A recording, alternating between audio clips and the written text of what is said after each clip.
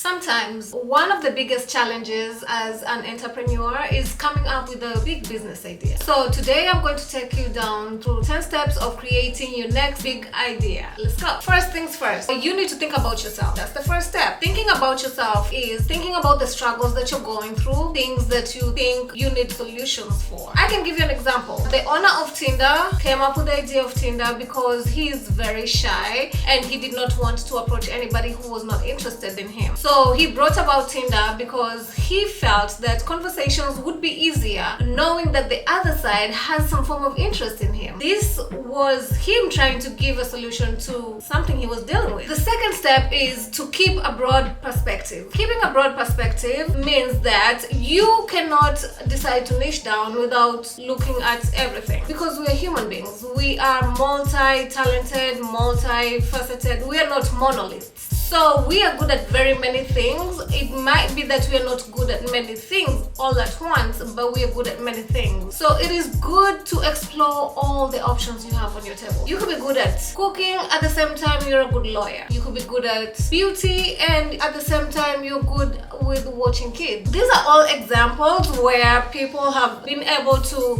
merge or transfer skills or use both skills and combine the two worlds to create a big idea. The third step is to dig a little deeper. You can decide to stay surface level and create your big idea. That is fine. But when you dig deep, you're able to see the different layers and actually the root of the problem that you're trying to solve. Digging deep enables you to even learn more about yourself or even your target market. Go ahead and dig deep. This will let you decide on what your money-making idea is. The other step is it's not just about what you are good at. So I tell every new entrepreneur that yes, it is good to do what you're passionate about. Yes, we love to pursue passion. Yes, people tell you you pursue passion, your money will follow. That is very true to a certain point. However, let's talk about the world as it is. It's good to live in La La Land, but maybe your passion is not as money-making or quickly at money-making as something else that you might not be super good at, but you're aware of doing. We can talk about this like in terms of comparing two things. Let's say you're a teacher, but you're also good at selling jewelry or educating people about jewelry. Teaching might be your passion. You want to teach in an elementary school. This could be your passion. It is something that you want to pursue, but you also know about jewelry, which is a very niche market and very few people out here are teaching anything about jewelry. So this is your money maker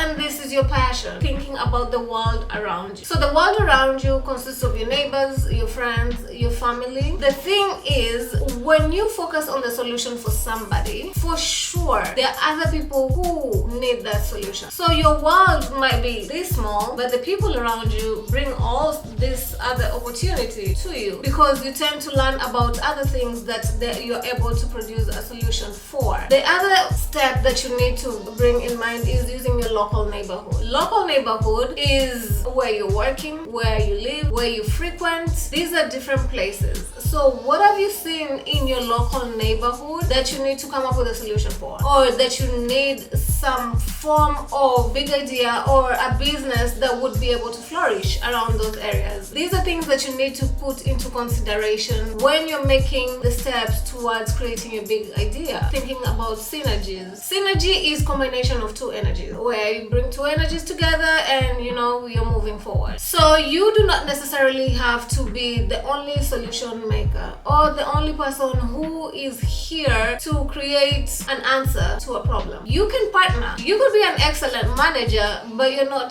the innovator. Or you could be an innovator, but you're not the excellent manager. It's okay to get that skill from somewhere else, and then you just build it together because you're working towards the same common goal. That's how partnerships are formed. The other step that I will go ahead and talk about is thinking differently. This is preached day in, day out, everywhere we're from. If you have not heard about think think differently, or think outside the box, or you just need to shift your mindset. You might be living under a rock, but that statement is as true today as it was 20 years back. It is as true today as it was by the person who came up with that statement. When you're thinking differently, that means you're viewing things from different perspectives. Being human, we can only see things for as much as we have been exposed to them. So when you have different perspectives, and maybe you are coming up with a solution for something for children, you can decide to create a solution for those children from an adult perspective, but maybe it will not sell that way. Maybe you need a child perspective. That way you can know if this toy would be able to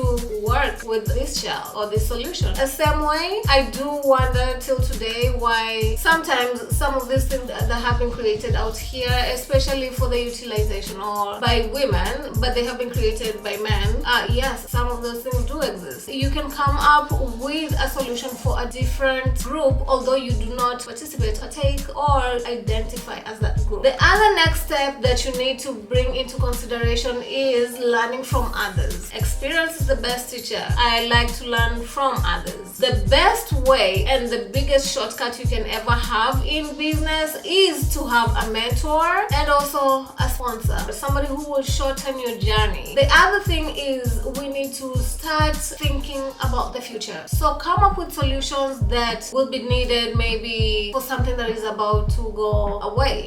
Let's just say like the era of coal. Coal was used during the World War I and II era, where it was used as the main source of heat and energy. Right now we are using fossil fuels still, but as you can see, Elon Musk has come up with the electric cars, and these have been adopted by different other companies. But this is because it is foreseen that fossil fuels will no longer be able to satisfy the need of human beings anymore, and more likely than not, because of the different effects to the environment and also to human beings, we might be moving away from fossil fuels. So you can look at information that way. So those are the 10 steps that you can use to create your business idea. And join me next time for another topic as we discuss how you flourish as an entrepreneur as a whole. Thank you, and you have a nice day.